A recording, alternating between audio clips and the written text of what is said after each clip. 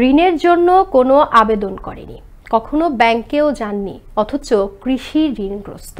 আবার কেউ কেউ ব্যাংকে গেলেও শুধুমাত্র তাদের আইডি কার্ড আর ছবি নিয়ে বিতরণ করা হয়েছে শস্য ও কৃষি ঋণ, অথচ তারা জানে না তারাই ঋণগ্রস্ত। এমনটাই বলছেন ভুক্তভোগীরা। এদিকে ভুক্তভোগীরা বলছেন, আমরা কোনো ঋণ নেইনি, করোনা প্রণোদনার কথা বলে আমাদেরকে 2 থেকে 3 হাজার টাকা দিয়েছে। আর এমন অভিযোগ উঠেছে ভৈরববাজার জনতা ব্যাংক পিএলসি শাখার ম্যানেজার তুলিপ কুমার সাহা ও ব্যাংকের এজিও রবীন্দ্রচন্দ্র সরকারের বিরুদ্ধে। এসব বিষয়ে ক্যামেরার সামনে কথা বলতে রাজি না কর্তৃপক্ষ। ভৈরব থেকে সহকর্মী আরিফুল ইসলাম মামুনের তথ্যচিত্রে বিস্তারিত জানাচ্ছেন নাজদিন নিসা।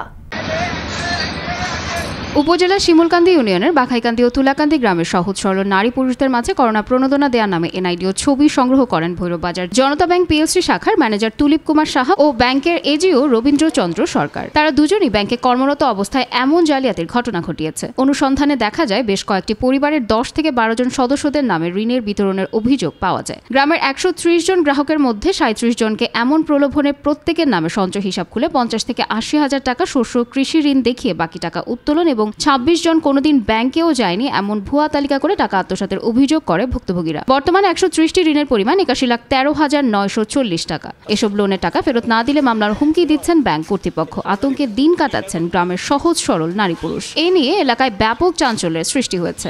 ব্যাংক থেকে আসা হইতেছে যে আমরা ঋণ আনছি, আমরা তো ঋণ আনছি না, আমরা তো মনে করেন করোনার মারফতে 2000 টাকা করে দিয়ে আমরা মনে করেন দিছে, আমরা আই পড়ছি। তুলিপ চারা এসে আমরা নিছে করে আমরা নিয়ে আসার পর আমরা 3,000 টাকা করে দিছে। তো মনে করেন আপনার এই ব্যাপারে জানি না, তা আমার নামে আপনার লোনটা আইতো কমবে বা ব্যাংকে আমি গেছিও না। শুনতেছি আমরা গুলি ঋণ লইছি 60,000 70,000 টাকা ঋণ লইছি, আইডি কার্ড দিছি না, কোনো দলিল পত্র দিছি না, তা আমরা অস্থায়ী মানুষ কি দিব সরকারি ঘর, তাই ওদের এক কপি ছবি নিচ্ছে। স্বামী ব্যাংক গেছে না, আমার স্বামী ব্যাংকের বিষয় কোনো জানেও না। এরপরে আমার স্বামীর নামে মনে করেন টেহা উঠতে গেছে, অফিসতে লুকায় বলতেছে যে তোমরা টেহা তুললে আনছো। এই বিষয়ে অভিযুক্ত ব্যাংক ম্যানেজার তুলিপ কুমার সাহার সাথে যোগাযোগ করা হলে তিনি জানান, বলতে হইলে অডিটের উনারা বলবে আর কি আমার ব্যাপারে, ভালো বলবে মন্দ বলবে, যাই বলবেন উনারা বলবেন, আমার ডিজিএম আছেন উনি বলবেন, উনারা সবাই বলবে আর কি আমার ব্যাপারে কথা। আরেক অভিযুক্ত ব্যাংকের এজিও রবীন্দ্রচন্দ্র সরকারের মুঠো ফোনে বারবার ফোন দিলে ফোনটি রিসিভ করেনি তিনি। তবে এই বিষয়ে ভৈরববাজার শাখা জনতা ব্যাংকের ম্যানেজার আসাবউদ্দিন ক্যামেরার সামনে কথা বলতে রাজি হননি।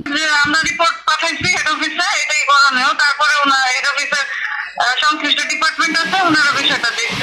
সঠিক তদন্ত করে দ্রুততম সময়ে সমস্যার সমাধান করে যারা এমন জালিয়াতির সাথে জড়িত তাদেরকে আইনের আওতায় আনার দাবি ভুক্তভোগীদের। নাজনীন নিসা, আনন্দ টিভি, ন্যাশনাল ডেস্ক।